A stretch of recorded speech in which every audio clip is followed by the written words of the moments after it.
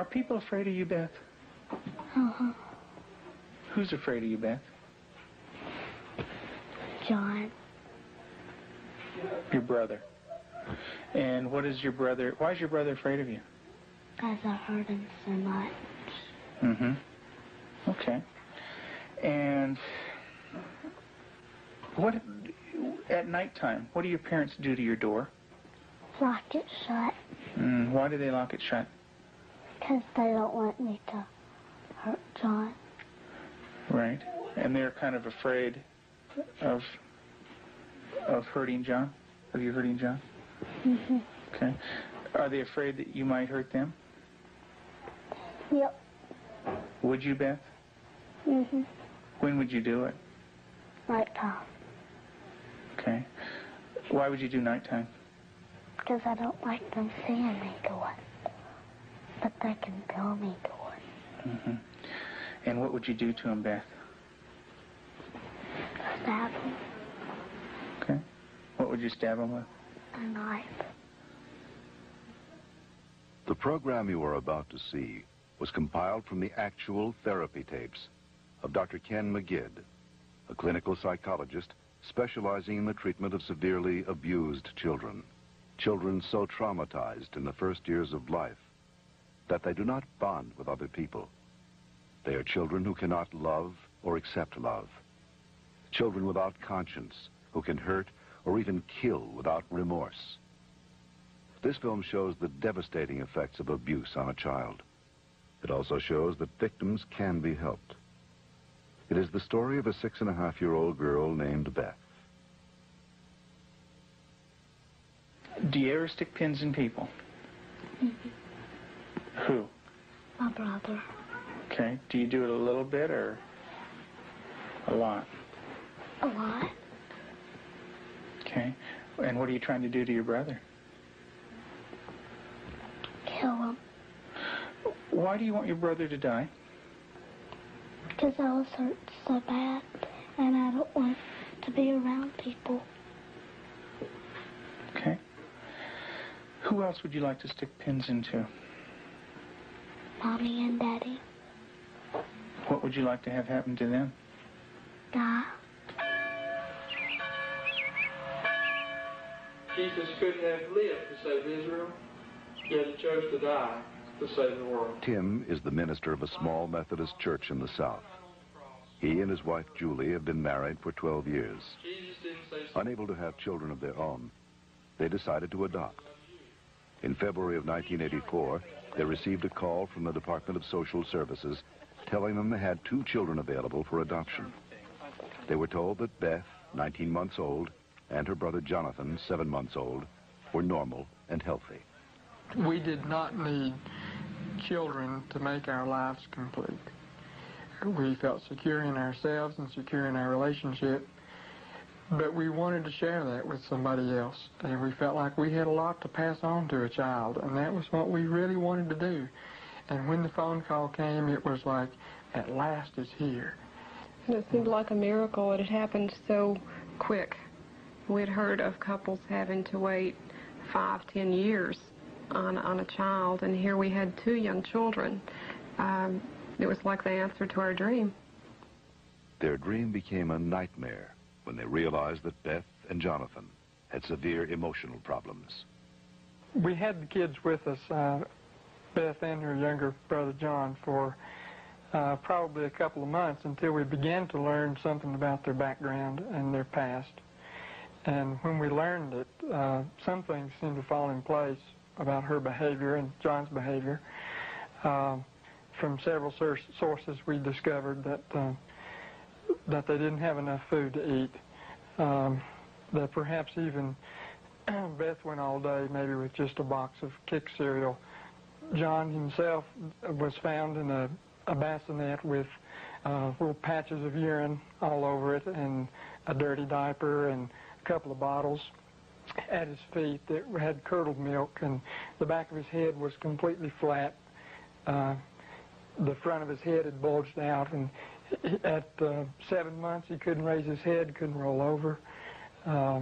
He was just had no stimulation, and we we think perhaps that it happened to Beth, and it wasn't very long until she began showing some signs of perhaps even some abuse. There was a nightmare that she had, and the nightmare was about a man who was falling on her and hurting her with a part of himself. Tell me about your birth father. What was that nightmare like? When he touched my vaginas Okay. until it bled, hurt it a lot until it bled, and wouldn't feed me a lot. He'd hit on me, wouldn't be very nice to me. How old were you? 1. And in your nightmare, what happens? I get real scared. Where are you in the nightmare? What happens in the dream? I'm in the house, upstairs. And then what happens, Beth? When he comes upstairs and, hurt. How do you feel when you talk about this? Scared. Like, Where's your birth father? What's he doing? he's right there, and there's his hand. His hand's right there. Where? Right there. You can't hardly see it because it's green. What's it touching? My vaginas. And what is your birth father doing? Hurting it. Your face looks sad. Can you tell me about that? It's crying because there's dots of the tears. Beth had endured severe neglect and abuse as a child. Her birth mother died when she was 1. Because of these early childhood experiences, Beth never developed a sense of conscience, love, or trust for anyone. The early sexual abuse by her birth father would cause her to exhibit inappropriate sexual behavior, especially toward her brother. Does your brother have private parts?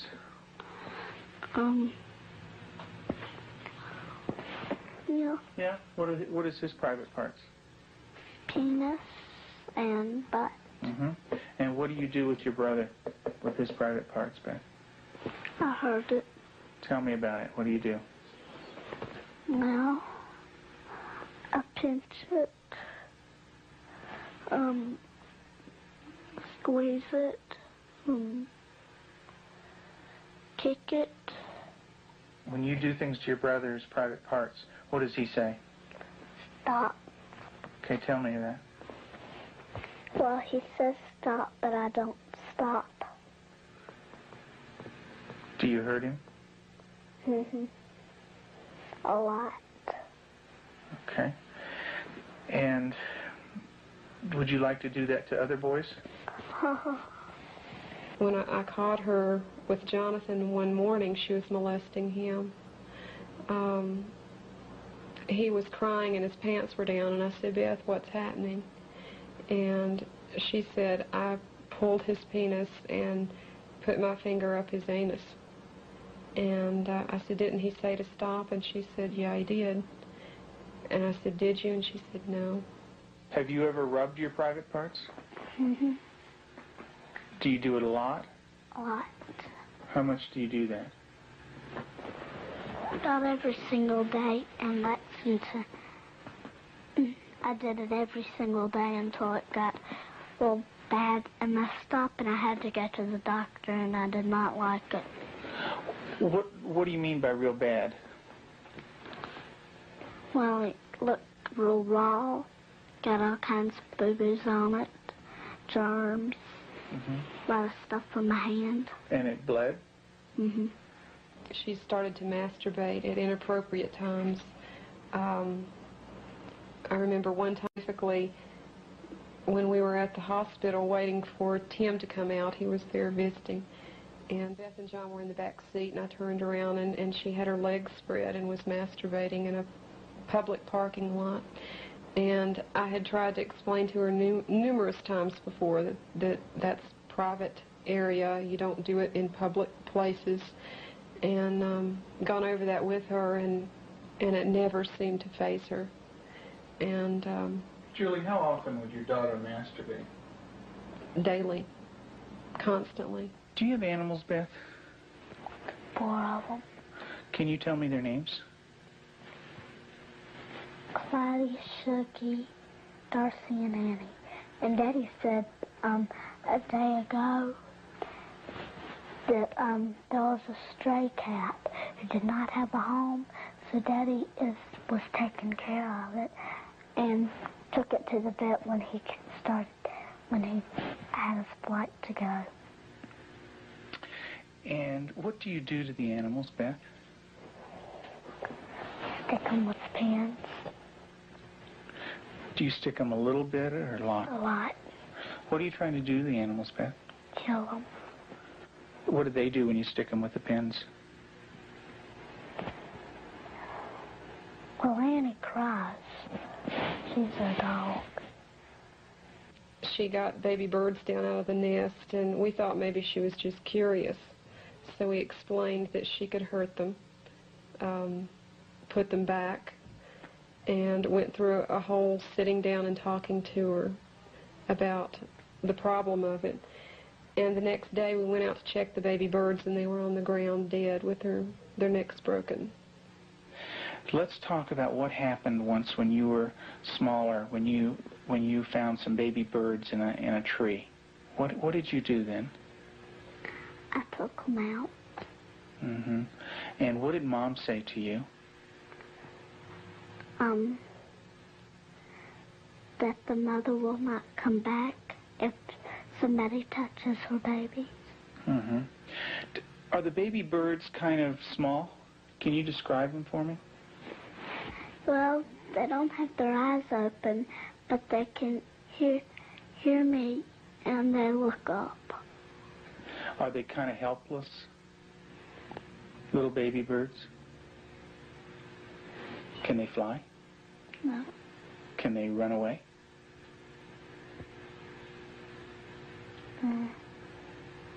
Yes. They can? Are they easy to catch or hard to catch? Hard. Yeah. Well, it's hard to remember. With the baby birds, what did you do? Took them out of the tree. And what did you do with them? Played around too rough. Also, when at the end, I picked it up and I thought it was Dad, and I came to say, Mommy, is this bird dead? And she said,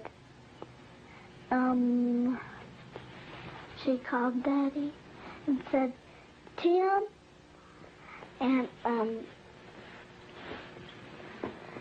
Daddy came and, I think I remember that they said yes. Mm-hmm. And so did the little baby birds die? I don't know. You don't remember?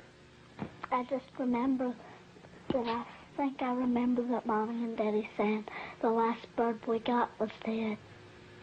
Mm-hmm. Do you know what Mom said to me? She said that all of them were dead. Did you squeeze them?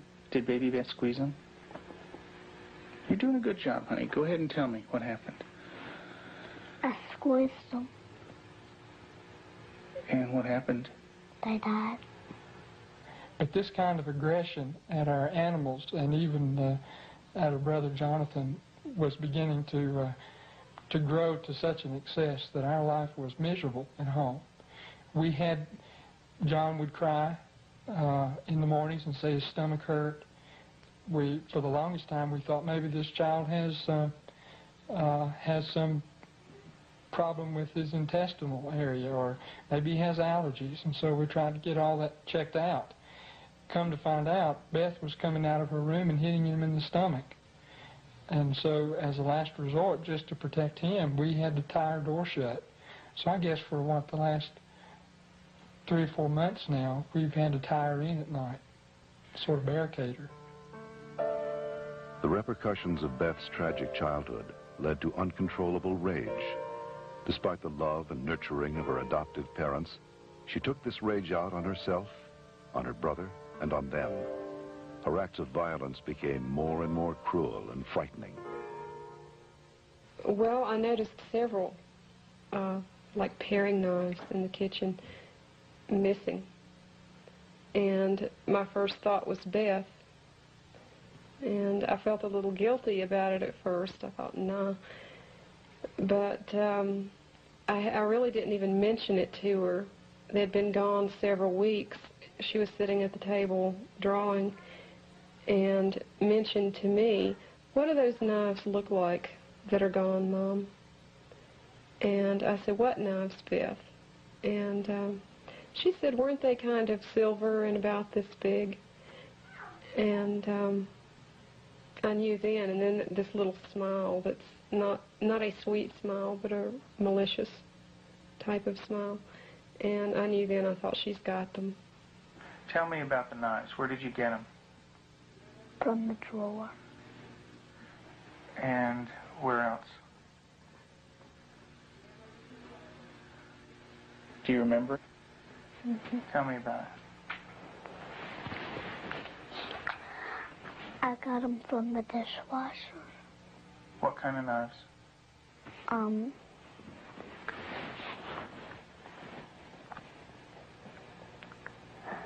Big sharp ones. And what do you want to do with those knives? Kill John and Mommy with them, and Daddy. And when Mommy asks you about where the knives are, what do you say? I don't know where they are. What did you think she might do with the knives? My first thought was Jonathan. And the reason we thought that was that she had, by this time, she had tried to kill John on several occasions and openly admitted that. In the basement, she was hitting his head against a cement floor. I heard his screams and ran down and had to literally pull her hands off, and she looked wild-eyed. Did you get real mad at him? Did you hit his head real hard? Tell me about it. How many times did you do it? A lot? Mm-hmm. What was the floor like? Cement. And what happened to your brother? Tell me about it. His head hurt real bad, but his chin, he had to have stitches in it. Could you stop? Use your words, Beth. No. Okay. What was your brother doing when you were doing this? Playing with the toys. Okay. Was he asking you to stop when you were doing it? What was he saying? He was saying, "Beth, stop." And what did you do? I didn't stop. I just kept on hurting him. What were you thinking when you were doing that? Thinking of killing him. How did you stop? What made you stop? When I heard Peter walking across the kitchen. Mm-hmm. It made me stop because I thought Mommy and Daddy were coming. Okay. Did Mommy come? What did she do? She sent me to my room. Okay.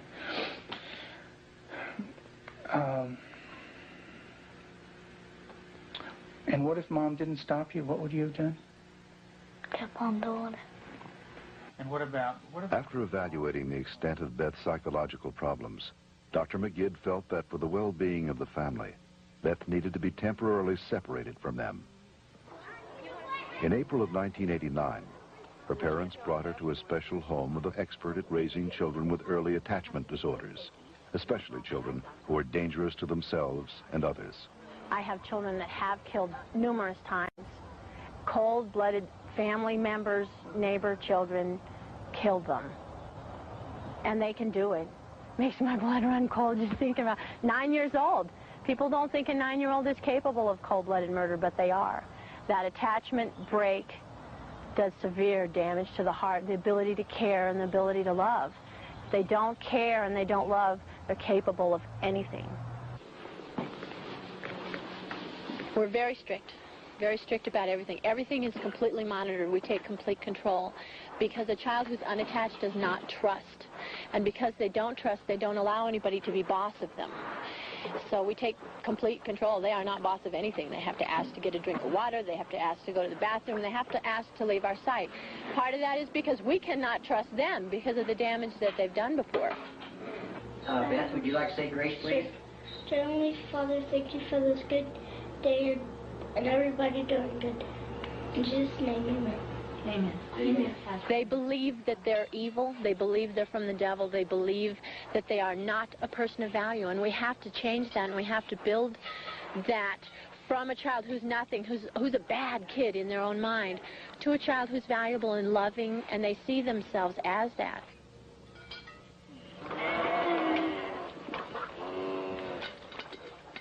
You don't have to bite this. When they do a chore well, we can say, you did a good job, you're a good worker. And then it just builds that self-esteem little by little so that they change the way that they see themselves.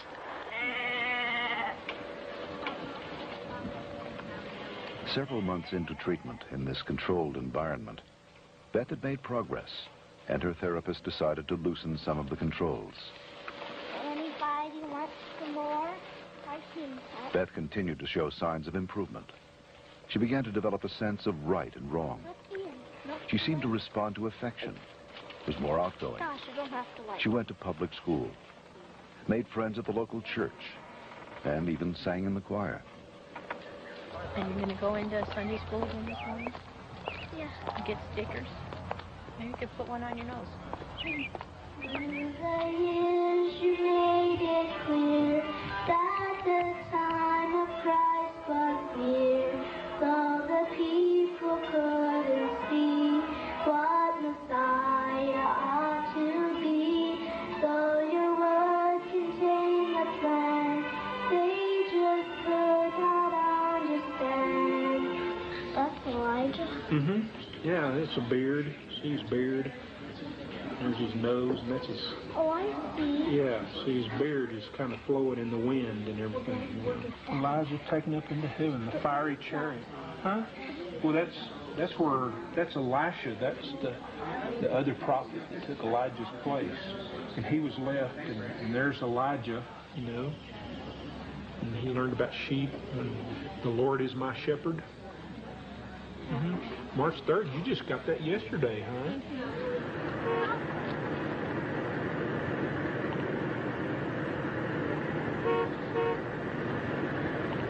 In the beginning, we couldn't trust her with anything. She was locked up at night. We had alarms on the door at night so she wasn't sneaking around doing things with the other children. We don't worry about that anymore. There's no alarm on her door at night now. She sleeps in the same room with my own daughter, and I trust her that much. She brushes the dogs, and I trust her that much. Because she has earned that trust. She's learned it. She has a heart, and she has a love inside, and she feels bad when she does something now. In the past, because she didn't have a conscience, she didn't feel anything when she did something bad. There was just no feeling there. And now she does feel bad, and it shows in her face. I believe that Beth can make it. She's got a really bright mind. She's got a good heart now, which has done a lot of healing. She's got a really super set of parents. They're powerful, they're knowledgeable, they're motivated. She's done a lot of good work with you in therapy, with Cannell and with myself. She wants to heal, and that's the #1 key. And she wants to heal because she has a family that really cares about her, and she wants to be with them. Do you know where that anger came from? That's when my birth dad hurt me. I had it all inside, and I remembered it, and I started doing it. And what did that do when it was inside you? It made me want to hurt people really bad. And who did you hurt? My brother, my mom and dad, and animals. And animals. Who did it hurt the most? My brother. Who did it hurt the most? Me. Why don't you tell me that? It hurt. It hurt me the most. How did it hurt you the most? Because when I hurt other people, I'm hurting my good self. How do you feel right now, Beth?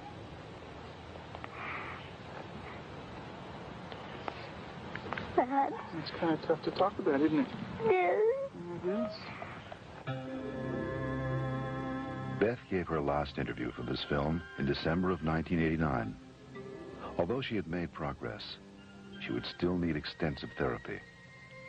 Not all abused children are as deeply scarred as Beth, but all abused children suffer a profound hurt for the rest of their lives. The road to recovery is long and hard for the abused child. There are more than 1 million new victims of child abuse in America every year.